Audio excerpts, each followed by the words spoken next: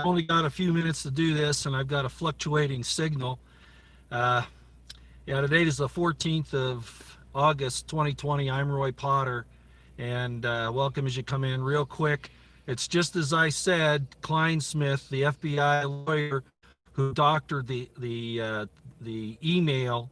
If you're familiar with this entire thing with Russiagate and all that, he's the one that pled guilty today.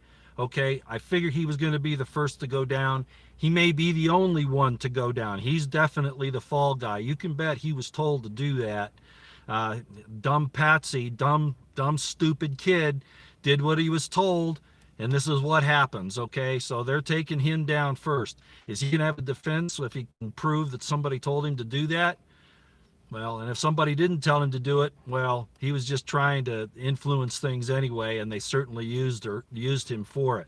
So that's the first thing. So I was right about Kleinsmith going down. He may be the only one. Everybody else can blame Kleinsmith now.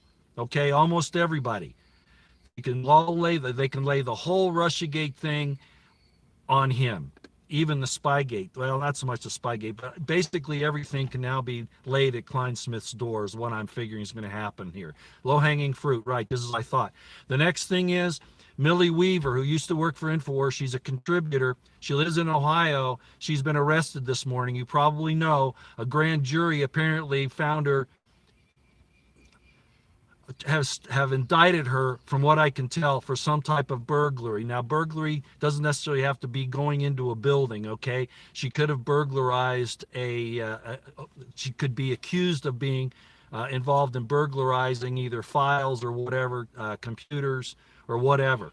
I don't know what the circumstances are, but they hit her this morning, arrested her in front of her children, and you can go to InfoWars and see the story about it. And hauled her away because she was putting out a very good documentary news story about what Spygate was doing and how it was being operated, especially with Brennan and Clapper. So they went after her today. I don't know the circumstances. I don't know if she may have obtained something illegally or told somebody to do it. I don't know. But to go after this girl is wrong. And it shows you how bad this is getting. And they're going to come for more people. I think that Tor lady is in trouble. I know the other guy that Millie was working with, they arrested Millie's husband too.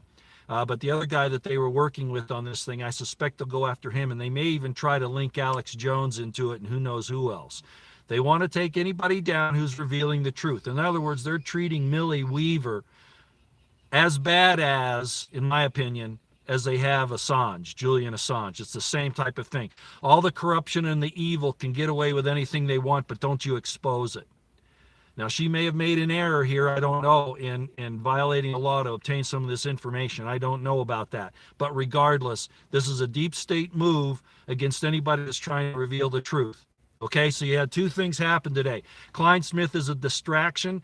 He's a low-fruit hanging dude who's going to be hung out to dry to protect everybody else. And you got the government coming after Millie Weaver for revealing the corruption that's happened, even if she violated some little law somewhere. I hope that they can get an attorney for her right away. Now, I've got one more thing to say about Millie Weaver.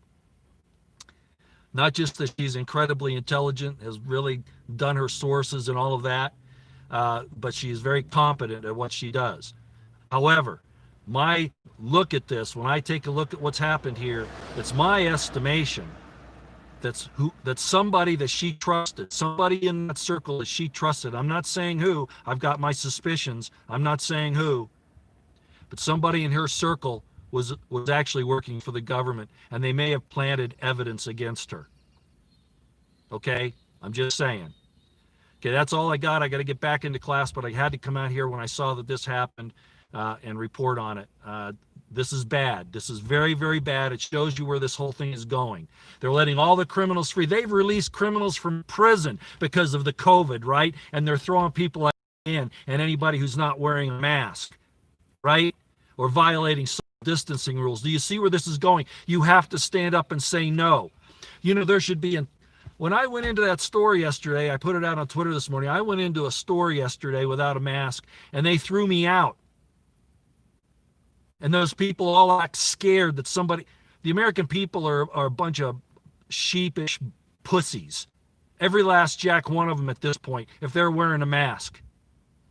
There should be riots and, well, not riots, demonstrations in the street against the governments that are doing this right now by people, and they're not. They're letting it go. Oh, they don't want to get involved. Get along, go along to get along. And look how bad this is getting. It's getting worse every day. Okay, I gotta go. Sorry. They're even sending cars around to check on me here. So I gotta go. That was definitely a government car of some type. I'll see you later out here. I think. This might take me a second. There we go.